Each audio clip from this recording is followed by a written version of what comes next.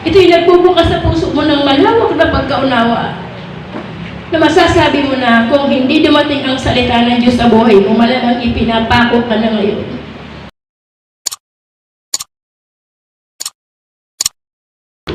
Mapagpalang umaga po sa ating lahat.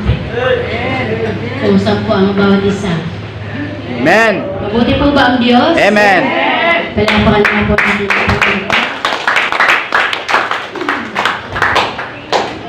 Ito po ay panahon ng pagtitikan ng buong mundo. Ano po? Kanina, nakita natin na yung mga dala silang dahon. Galing sila sa church, sumamba sila. Sila po ay nagpalaspas. Nung tayo wala pa sa Panginoon, tayo din naman ay nagpapalaspas. Ganyan po ba? Kung ating mabasahin ng Biblia, nakasaad sa aklat ng Biblia na noong panahon na si Jesus Christ ay maglalakad, maraming nakalatag ng mga dahon ng libo, isinasapi nila sa lupa, pero ngayon iba yung kanilang binawagayway na hindi nila isinapin. Di po ba? Paulit-ulit nilang ginagawa po yun, pero sa Jesus is my life, tayo po'y tinuturuan ng Diyos. Amen. Paano ba yung tamang proseso ng pag-alala ng kamatayan ng Diyos? Amen po? Amen. Bago po ako dumako sa aking topic, nais ko po i-share sa inyo yung dito sa Isaiah 69. Isaiah 69, verse 20. Ang sabi po rito, sa lumang tipan, naroon na yung mga hapdi at kirot na nararanasan ni Jesus bago pa po dumating dito sa bagong tipan. Ang sabi po niya dito sa awit 69 verse 20, puso ko'y durog na. Sabi niya, dahilan sa kutya, kaya naman ako'y wala nang magawa. Puso ko'y durog na. Puso ko'y durog na, sabi ng Diyos sa kanyang banal na salita. Na dahilan ay kutya, kaya naman ako'y wala nang magawa. Ang inaasahan kong awa ay nawala, ni walang umaliw sa buhay kong aba. Walang umaliw sa Diyos. Sa buhay natin ngayon, mapalad pa tayo ngayon. Amen. Amen? Bagamat marami tayong pinagdadaan ng hirap sa buhay, hindi pa tayo ipinapako sa krus. Mayroon pang church, mayroon pang Diyos na nagpapaalala na mayroon pang pag-asa. Amen po? Nung panahon ni Jesus, wala pong ganoon. Naalala ko nga, nung panahon ni Pilato, ayaw siyang pahintulutan na ipako, pero sabi niya, hindi mo ba alam na may kapangyarihan na kung palayain ka? Ang sabi ni Jesus, hindi ka magkakaroon ng kapangyarihan sa akin, malibang pahintulutan ng Ama. Sa buhay na ito, tayo narito para alalahanin natin ang 7 last word ni Jesus. Amen. Bago namatay si Jesus, mayroon siyang iniwan huling wika sa buhay na ito. At sabi po sa awit ulit, sa awit 22, verse 14 hanggang 15, ang sabi po niya, parang matapang na tubig, parang natapong na tubig, nawalan ako ng lakas. Ang mga buto ko'y parang nagkalinsad-linsad. Pinagharian ng dibdib ko ng matinding takot, parang kandila ang puso ko'y natutunaw na uubos. Itong aking lalamunan, ito yung abo ang kagaya. Ang dila ko'y dumidikit na sa aking alangala. Sa alabok, iniwan mo ako na halos patay na. Alam niyo po ba na sa bawat pagbabasa mo ng Biblia, lalo na kung balikan mo yung or gospel na nababasa mo, kung may damdamin ka sa Diyos, sasabihin mo, napakabuti ng Diyos. Kasi nung panahon hindi pa natin nakikilala ang Diyos, pariwara yung buhay natin. Kung saan-saan tayo dinadala ng ating gusto. Kung saan-saan tayo nagpupunta. Kung ano-ano ginagawa natin na nakakasakit sa puso ng Diyos. Pero mayroong Diyos na nagmamalasakit. Bakit tayo narito? Hindi ang papayag ang Diyos sa iyo kanyang pagkamatay sa krus, na hindi magkaroon ng saysay. Amen po. Amen. Kung habang ikaw ay nagbabasa ng Biblia, bubulay-bulayin mo yung binasa mo, uunawain mo yung lahat ng binabasa, sinasabi sa iyo ng Diyos. At namnamin mo sa puso mo kung ano yung epekto nito. Ito yung nagbubukas sa puso mo ng malawak na pagkaunawa. Na masasabi mo na kung hindi dumating ang salita ng Diyos sa buhay mo, malamang ipinapako ka na ngayon. Saan ka ipinapako? Katulad ng nakabilang kong senior ni Brother Sally. Maraming nakakulong na walang kasalanan, maraming may kasalanan ng malaya. Nung panahon ng pandemic, doon sa lugar ng mga ugaya, ako ay inasahin din ng Lord sa buhay ng mahal na pastor na magturo. Marami akong nainkwintrong salita ang Diyos. Amen. Na kahit ikaw ay nasa labas, kahit ikaw ay malaya sa tingin ng marami, pero hindi totoong malaya ka. Amen. Nasa bilangguan ka ng kasalanan, nasa bilangguan ka ng kahirapan, nasa bilangguan ka ng sakit at karamdaman, nasa bilangguan ka ng mga pagsubok, lahat ng uri ng mga bagay na nagpapabigat sa iyo ng kabilanggo ka po riyan. Pero dahil may mabuting Diyos na nangalay ng buhay sa krus, ito tayo ngayon. Nakakita tayo ng liwanag, pag-asa. Mula nang yakapin natin ang salita ng Diyos ating mga buhay, hindi man tayo seryoso, hindi man tayo talagang nagpapakatotoo, at least sa panahon na nakakarinig ka, di ba, nagkakaroon ka ng malawak na, oo nga, may Diyos naman. Amen. Doon mo na lang maiisip na, sana po, naisip natin na, nung panahon na si Kristo ay naghihirap, dahil po yun sa atin, hindi dahil po siya ay nagkasala. Amen po. Ang sabi niya rito sa binasa ko, di ba? Na naghihilagpit ang kanyang damdamin.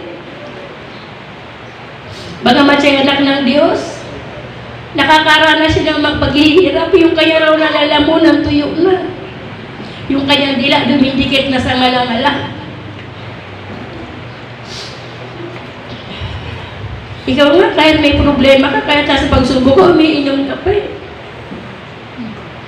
Nakakasilong ka pa. Amen po? Kahit marami kang pagsubok. Pinasan mo lahat ng problema sa buhay mo, pati pamilya mo. Pero sa kabila mo nakukuha mo pang tumawa. Pero ang Diyos, si Jesus, sobrang hirap ang pinagdaanan ng Diyos.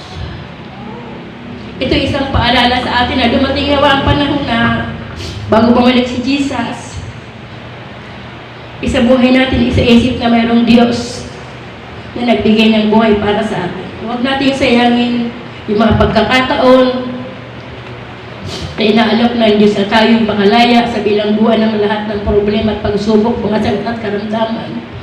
Isa ako sa nagpapasalamat sa Panginoon. Nung ako'y isa pang manampalatayang hindi totoo, nabubuhay ako sa pabasa. Kung saan-saan basahan, nakikibasa ako. Pasyon. Kumikita ako araw. Busog na busog ka sa pagkain, basa ka ng basa, binabayaran ka. Susunduin ka, siniservisan ka. Ganun ka-special yung mga nagbabasa ng pasyon. Lagi kang may pera. Pero salamat sa Panginoon, napunta ako sa church na ito. Amen. Mayroong pastor na inilagay ang Diyos na totoo yung buhay sa Diyos. Amen. So buhay natin. Treasure natin yung mga aral natin sa Biblia. Pakinggan natin yung mini-message ng pastor. Nasa iyo lahat ng pagkakataon na makalaya. Nagpapabasa ang aking pamilya taon-taon. Habang nagbabasa sila, nakasalan sa inyong account ng mga readers. Bumabasa sila, sumusuray sila sa kanilang habang sila binabasa, nagpupurik sila sa kanilang pagbabasa sa Diyos. Yun po yung buhay ng mga nagpapasyon. Hindi ko po sila kinukundina. Pero nakita ko yung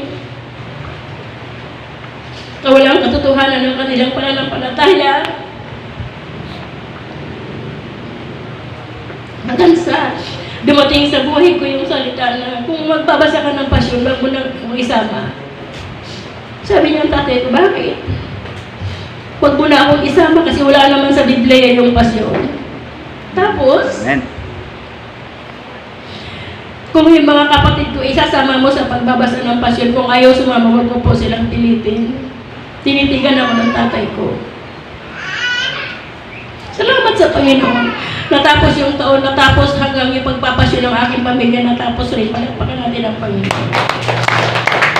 Naputol. Simula nung kinausap ko yung tatay ko, wala nang nagtangka magpabasa sa aking pamilya na taong-taon nila yung ginagawa. Mabuti ang Diyos. Mga kapatid ko nakalaya sa magpapasyon. Ako isa na ako roon. Diba? Habang binabasa mo yung pasyon, nagbabasa ka ng pasyon, pinutungka mo yung alak. Diba? Sabi ng Diyos. Yung nagpahirap kay Jesus, sinauuhaw ako, sabi ng Diyos. Hindi naman kami yung ibinigay kundi maasim na alak. Di po ba? Mapait na alak, may abdo.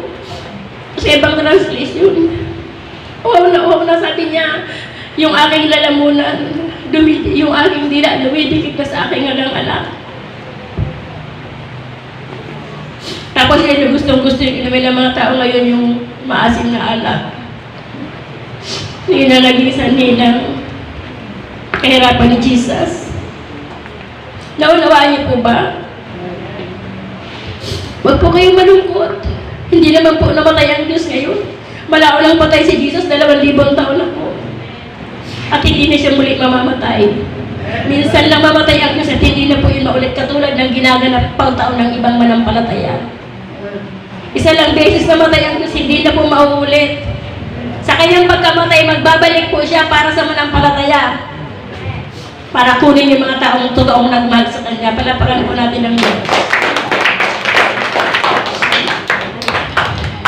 Amen po? Sobrang pong buti ng Diyos. Kung tayo po ay sabi nga kanina sa promise, siguro naman, iwanag yung maayos yung pagkakarinig niya, paliwanag ni Brother Salin sa kanyang binasa salita ng Diyos. Amen. Patulad sa Revelation kagabi, na ang sabi, nagtanim daw siya sa matabang lupa, mainam na bini ang itinanim, subalit nung anihin ay maasim, mapait. Nakangiwi yung kanan, kumakain. Sa buhay natin, habang ikaw ay sumusunod sa Diyos, nakangiwi ba yung mukha mo? Dahil napipilitan ka lang, napilit ka ng pastor. Nakangiwi ba yung mukha mo dahil napipilitan ka lang? Tinitingnan po tayo ng Diyos. Habang narito tayo ngayon, seryoso ka bang nakikinig sa Diyos?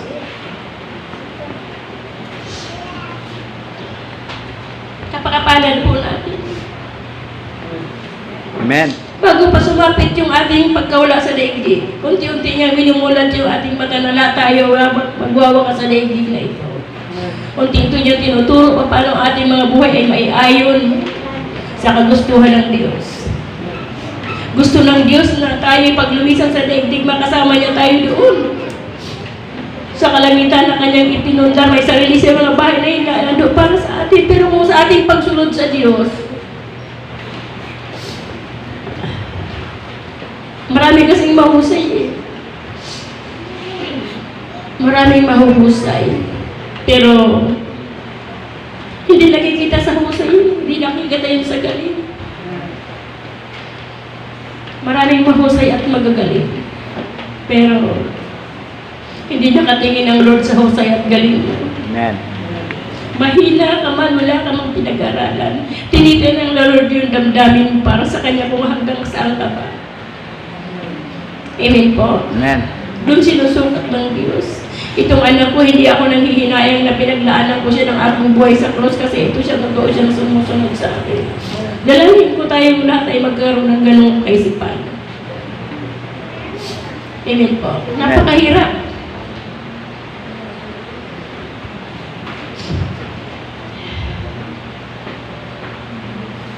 Pagkapagbukas po kayo sa akin sa aklat ng Juan, sa aklat ng Juan,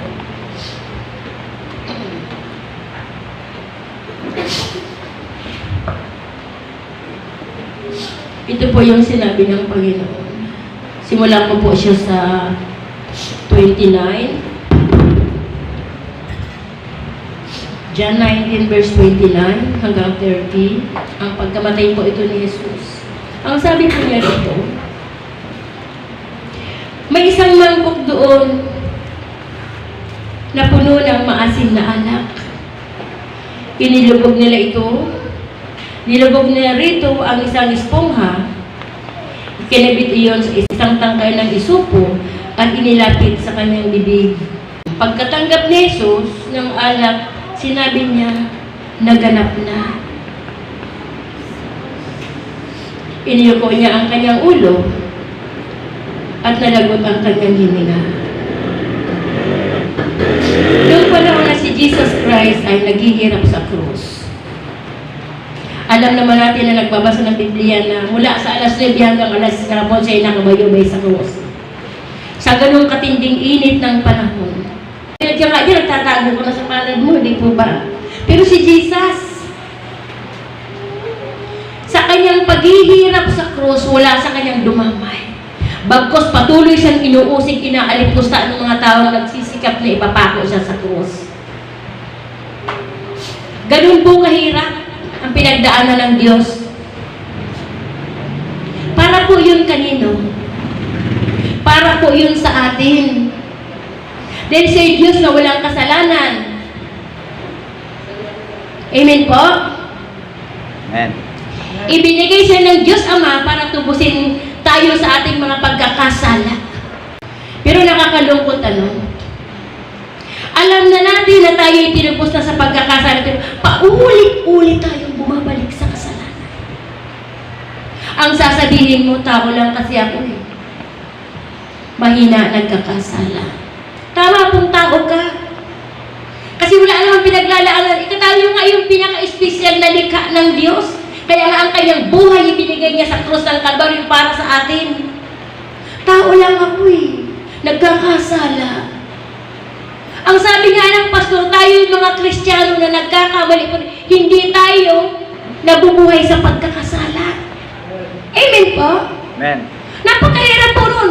Na, alam mo na tinubos ka na ng Diyos sa krus ng Kalbaryo para palayain ka sa lahat ng yan. Sa mga lugar, mga bagay na kinabilang mo, ano, pero bakit paulit-ulit binabalik-balikan mo yung mga bagay na nagpapahirap sa Diyos? Amen po. Amen. Nung si Kristo ay nabayubay sa krus, sabi niya sa mga naunang verse, nauuhaw ako. Nauuhaw ako, sabi ng Diyos. Kasi huling 7 wika ito po eh. Marami po siyang sinabi sa mga wika. Nauuhaw ako. Akala natin nauuhaw si Lord sa literal na tubig. Nauuhaw si Lord sa pagsunod mo dahil ang kanyang buhay inalay niya siya, pero hindi ka naging tubig sa kanyang pakiramdam, sa kanyang pandama, sa kanyang paningin, sa kanyang panglasa. Hindi ka naging tubig. Yung mga salitaan ng Diyos na tumalim sa atin, na-record sa atin, na ituro sa atin. Tubig yun ang buhay eh. Na dapat yun ang naalala, nauuhaw ako. Nauuhaw si Jesus sa tubig. Naalala yung sinabi ni Mama Mileg doon sa babaeng Samaritana. Ang uminom sa tubig na yan ay mauuhaw pa, pero yung uminom, di ba? Sabi ng Lord, sa akin ay hindi na mauuhaw kailanman. Kaya binigyan siya ng suka na maasim kasi alam ng mga punong pari, lahat ng mga nanunulig sa kanya na kailangan niya ng tubig. Bitak-bitak na yung kanyang labi. Di ba ganun kahirap? Habang siya naghihirap doon sa krus ng Kalbaryo, nagbubunya yung mga masasamang tao. Tayo ngayon na natutunan sa salita ng Diyos. Titingnan nating mabuti, aaralan nating mabuti kung bakit yung ginawa ng Diyos sa krus. Utang na loob natin sa Kanya yun. Amen. Nung dumating ka ba sa Jesus is my life, hindi ka ba nakalaya sa pagkapako mo sa mga problema mo? Maraming nagtitisibay dito. Salamat sa Panginoon, sabi niya. Totoo talagang buhay ang Diyos. Kasi dito sa Jesus is my life, malaking pagbabago ko. Nakapako ka na dapat doon sa ikaw eh. Ikaw kung ikaw yan eh. Yung pamilyang pinanggalingan mo, yung buhay na tinatahak mo, nakapako ka na roon. Nakabilat ka na doon sa kahihiyan, sa init na gawa mo. Pero kahit dumating sa iyo ang salita ng Diyos, dahil sabag ng Diyos, nauuhawa ko. Hindi ka naging tubig sa harapan ng Diyos. Kundi naging maasim na alak sa paningin niya sa kanyang panglasa. Naunawaan niyo po ba ako? Amen. Hindi ko sinasabing banal ako. Hindi ko sinasabi na ako'y. Pero lagi kong ginugunita sa aking puso. Sa panahon na mga nanghihina ka, sa panahon na ikaw ay may mga dinaramdam, hindi mo makakalimutan. Huwag mong kakalimutan na ikaw ay nanghihina lang, na ikaw ay nagkakasakit lang. Nagkakasakit ka lang. Pero hindi ibig sabihin na gano'n yung kalagayan mo, magbabalik ka sa dating ikaw. Kasi habang paulit-ulit mong binabalikan yung mga gawa mong ayaw ng Diyos, paulit-ulit mong pinapako si Kristo. Ang sabi ng isang beses lang namatay ang Diyos. Amen. Amen po. Kinakauhawan ng Diyos yung ating pagsunod. Yung pagpapakatotoo natin sa Diyos, kinakauhawan po yun ng Diyos. Wala naman siyang ibang hinihiling sa buhay na ito kung bakit siya nagpayuway para lang tayo ay iligtas. Ngayon, kung ayaw natin magbaligtas, paulit-ulit tayong bumabalik doon sa mga bagay na pinapaiwan sa atin ng Diyos, tayo na po ay may problema noon. Naunawaan niyo po ba? Uhaw ka ba sa pagkalinga ng Diyos? Maraming nauhaw rito sa pagkalinga ng Diyos. Binabi lang marami, may Diyos ba? Napakarami naman bigat, napakarami naman problema, may Diyos ba? Nauhaw sila sa pagkalinga ng Diyos. Pero wala sa kanilang isip yung sumunod sa order ng Diyos. Gusto nila tanggap ng tanggap sa Diyos. Tapos yung utos ng Diyos, paiwan-iwan lang ang Diyos. Naunawaan niyo po ba? Hindi madali. Hindi madali maging Kristiyano. Mahirap, marami kang laban. Pero habang ikaw ay nagpapatuloy sa Diyos, habang ikaw, alam niyo ba yung pagiging Kristiyano? Mabuti pa nga nung ako yung wala pa sa Panginoon eh. Wala naman akong pakialam sa ginagawa ko eh. Sige lang ako ng sige kasi wala naman akong kinakatakutan. Alam ko na wala namang resulta yung ginagawa. Baka ko nag-i-enjoy lang ako. Pero nung matok na sa ko yung Biblia na lahat palang ginawa ko ay mayroon palang kabayaran yun. Ay, kung ano yung ginawa mo, sabi kung ano yung tinanim mo, yun ang alim mo. Amen po? Kailangan mo makalaya doon. Kasi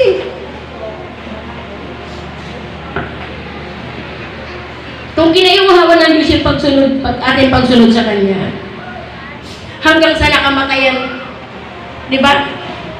Sabi niya, naganap na. Ano yung naganap na?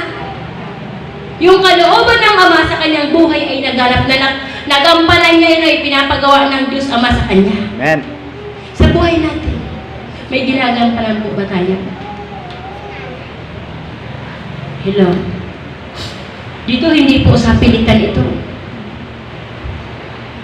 Ang Diyos po ay hindi namimilit. Pero pinapaalam niya sa bawat isa. Si Lord God, si Jesus Christ ay ginampanan niya yung tungkulin niya sa harap ng Diyos Ama. Tayong lahat ay may tungkulin na gumanap sa kalooban ng Diyos.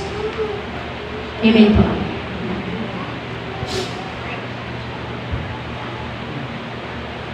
Kung gusto mong sumaya, kahit may problema ka. Kung gusto mo pumayapa, kahit may problema ka.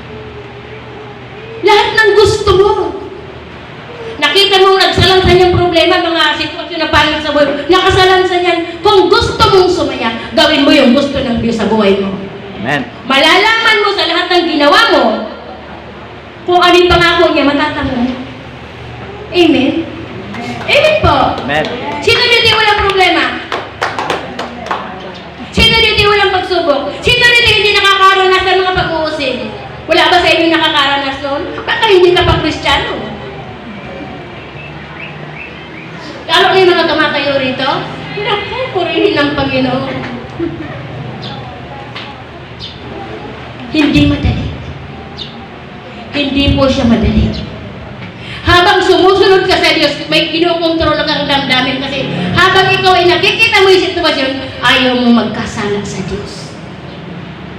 Kulang na lang, bumubula yung bibig ko para magsalita ng pangit, pero dahil yun ayaw ng Diyos, lulunin mo. Amen po? Ganun po kahirap, hindi po madali. Kasabi ng Diyos, nauuhaw ako. Diba? Naganap na. Huwag tayong maging abdo at suka sa harapan ng Diyos. Maging tubig tayo sa paningin ng Diyos. Amen. Amen po? Ang sabi niya sa aklat ng Isaias na Revelation kagabi, nagtanim eka ako sa matabang lupa, mainam na bini, pero nung inanin, maasim, mapait. Tinamnan ka na ng mabuting salita, mapait ka pa rin. Ano pwedeng itanim sa iyo para lumasa kang tubig? Amen? Amen po? Amen. Hindi po mahigpit ang Diyos. Hindi mahigpit ang Diyos. Napakabuti po ng Diyos. Nakita mo testimony dyan ni Sister Lisa. Ang sabi ng Panginoon, di ba? Napakadali lang. Kung ikaw ay nagpapahalaga talaga sa Panginoon, purihin ng Panginoon. Sabi ng Lucas, kapag bukas kayo sa akin sa Lucas 23 verse 46, simulan po natin sa 44 para mas malinaw. Nagmagtatanghaling tapat na hanggang sa ikatlo ng hapon, nagdilim ang buong lupain. Sa April 8, magdidilim. Sabi daw, 4 na araw. Pero nung si Diyos sa ipinako, nagdilim lang nung tanghali hanggang mag-iikatlo. Ang sabi po niya, na magtatanghaling tapat na hanggang sa ikatlo ng hapon, nagdilim ang buong lupain. Nawala ng liwanag ang araw at ang tabing ng templo ay napunit sa gitna. Sumigaw ng malakas si Jesus, Ama, sa mga kamay mo'y ipinagkakatiwala ako ang aking espiritu. At pagkasabi nito ay nalagot ang kanyang hininga. Nung magtataling tanghaling tapat, nagdilim hanggang sa ikatlo ng hapon. Nagdilim ang araw.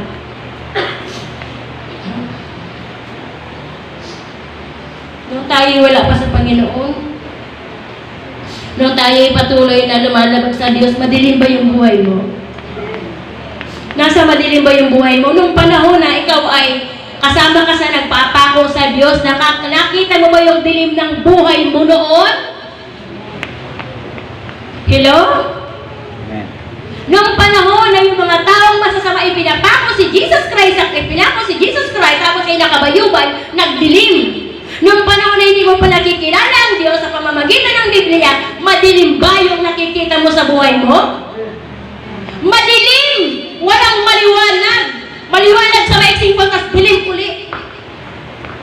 Napunit ang tabing. Bakit napunit ang tabing? Yung humaharang sa Diyos, papunta sa Diyos, yung humaharang na tayong papunta sa Diyos, yung mga kasalanan natin na nagbibigay ng dilim sa ating buhay na punit, nung dumating si Kristo sa buhay mo, nakarekta ka na nakita ang kapangyarihan, ikaw ay nagana, hindi mo maliwanag na ngayon ang buhay mo. Pero nung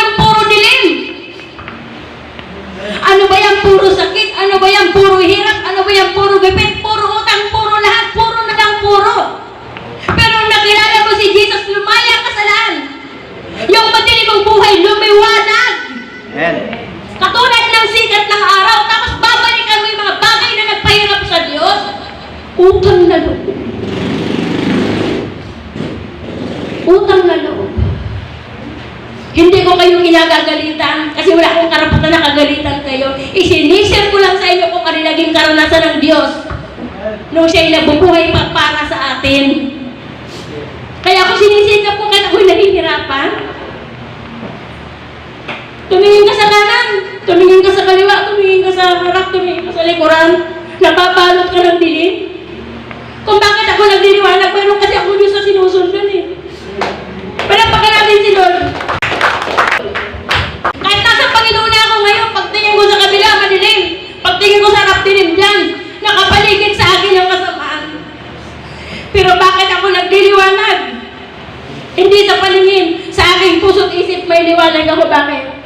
Mayroong Diyos na nag-aari ng buhay para ko isalba. So, ibig sabihin ng salvation ay dumating na sa buhay ko. Yun dapat ang hangarin na dumating din sa inyo para lalo kayong lumiwanag sa kabila ng mga sitwasyon na ganyan. Napakahirap po nun. Amen po? Amen. Ganun po kahirap yung pinagdaanan ni Kristo. Ang sabi po niya, sumigaw siya ng malakas. Sumigaw si Jesus ng malakas. Ama, sa mga kamay mo'y ipinagkakatiwala ko ang aking espiritu. Amen. At pagkasabi nito'y nalagot ang kanyang hininga. Huwag mo lang hintayin na mabayubay ka sa hirap bago mo maalala ang Diyos. Baka hindi mo masambit na, Panginoon, patawarin niyo po ako. Amen? Habang ikaw ay nariyan, malakas lagi niyong isaayos ang puso't isip, ang mga desisyon ng mga lakad. Kasi baka dumating yung time na nasa panahon ka ng paghihirap, hindi mo masambit ang pangalan ng Diyos. Kawawa naman yung pagsamba mo na wala ng kabuluhan. Hello? Amen po? Amen. Sikapin natin na habang kayo naglalakad sa buhay na ito, na nangangarap na kasama ang Diyos, iayos yung ating mga buhay. Pwede naman eh. Kahit marami kang problema, pagsubok na pinagdadaanan, pwede naman na umayos yung buhay mo. Huwag kang bumalik sa kasalanan.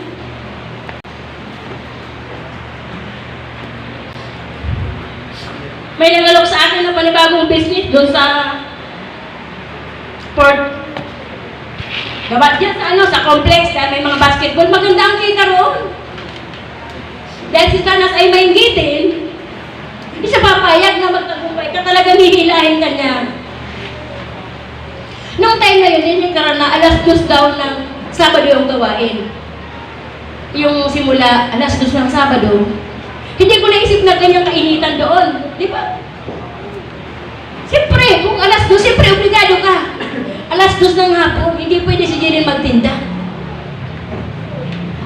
Sabado, kailangan kong umupo ng malalim sa Panginoon. Anong gagawin ko na mayroon akong taong kakontrata na magtitinda na kasama doon, hindi ko siya pwedeng iwanan kasi umaasa siya sa akin, kasalanan ko yun sa Diyos. At the same time, mayroon akong tungkulin sa Panginoon. Panginoon, nahihirapan ako. Sinabi ko sa Diyos, hindi ko alam yung gagawin ko.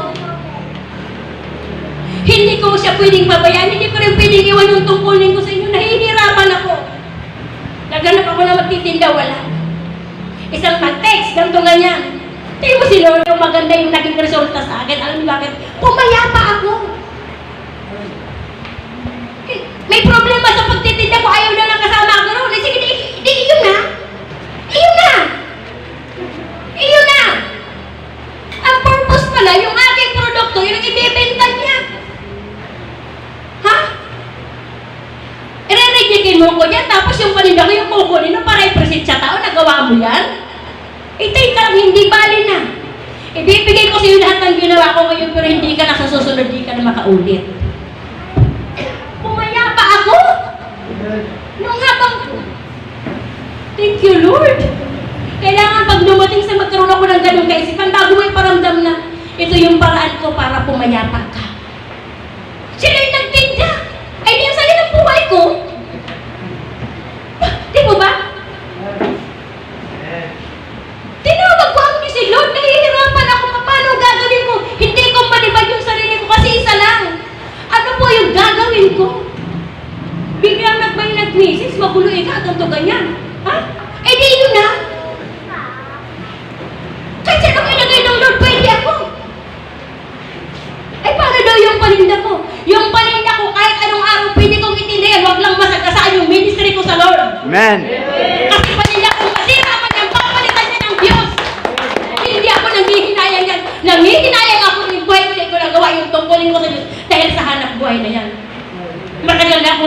buhay sa Diyos? Tapos dyan lang yung bumulo sa akin. Eh, yun na. Palakpakan natin si Lord. Amen? Huwag kang matakot mawalan pag sa Diyos ka haharap. Mawala na lahat yan, kahit pamilya mo. Basta may Diyos kang pinagtalakan. Amen! Makawakan niyo ng Diyos. Amen? Hindi ako takot. Kayo, hindi nagpapahirap sa akin. Wala kayong puso sa Diyos. Kung magkawala kayo sa akin, hindi ko yung kasalanan. Ang mahalaga nasa Diyos ako. Ano man ang mangyari sa sarili ko, ayaw Diyos sa Diyos, pues bahala kayo. Amen? Yan po yun. Iba takot na takot kasi iba-iba paano yan. Eh, hindi ka nga natakot sa Diyos, natakot ko sa mga bagay. Yung anak buhay ngayon, naku, magkano halaga nun? Halos maghapong pinagtuhugan ni Sister Linin. Magkano halaga? Tapos biglang ganun. Kung hindi ko yan maintindihan, walang halaga. Kung masira yan, papalitan niyo ng Diyos. Hayaan mo siya. Ay, kinuha niya. Hindi ako nahirapan, pumaya pa ako, nagkapera pa ako. Palapakan natin si Lord. Diba? Ganyan ang gawa ng Diyos sa buhay natin. Kaya tayong napag kayo matakot.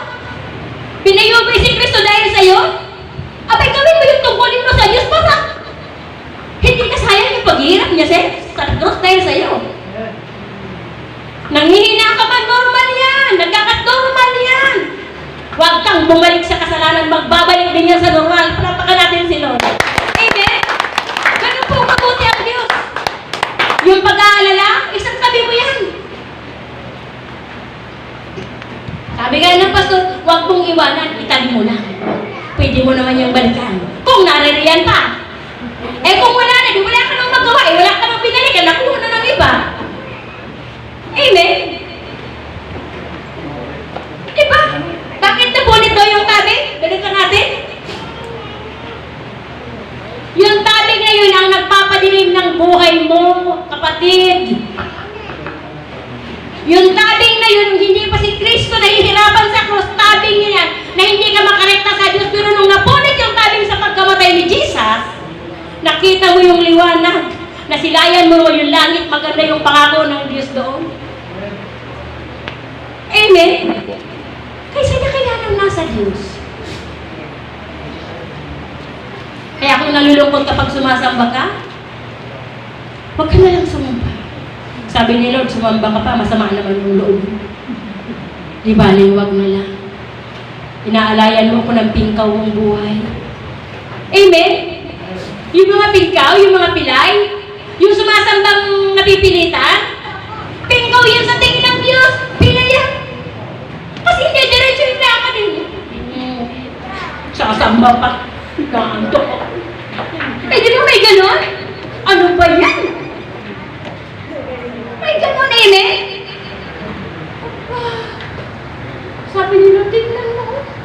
Sasamba lang, nagmamarakulyo pa. Ano yung salitang marakulyo? Ano ba yan si Mama? Asawa! Ikaw na lang yung sumama, dami kong labahan! Habang nag-church, nagbubulong-bulong, sabi nila, tingnan mo tong tao na to. Maasim yung mukha. Parang maasim na suka. Para ikang maasim na bunga. Amen. Maasim na bunga. Naunawaan niyo po ba? Amen. Sabi ni Jesus, iniiwan daw niya yung kanyang espiritu sa Ama. Ipinagkakatiwala na sa Diyos ng espiritu. At sa buhay na ito, naganap na ng Diyos yung kanyang tungkulin sa Ama. Sabi niya, naganap na. Ano ba tayo? Gaganap ba tayo? O ano ba? Hello? Si Jesus nakaganap na. Tayo may pangarap bang makaganap? Palakpakan natin si Lord. Salamat sa Diyos. Ginanap na ng Diyos yung kanyang obligasyon sa Ama para sa atin. May obligasyon ka sa Diyos. Magaganap mo ba? Kaya mong batayin yan. Bakit? Sabi ng Diyos, di ba? Napagtagumpayan mo na lahat ng sanlibutan. Mapagtatagumpayan mo rin yan. Nasa Diyos ka na eh. Tayo po muna tayo tumayo sa Panginoon.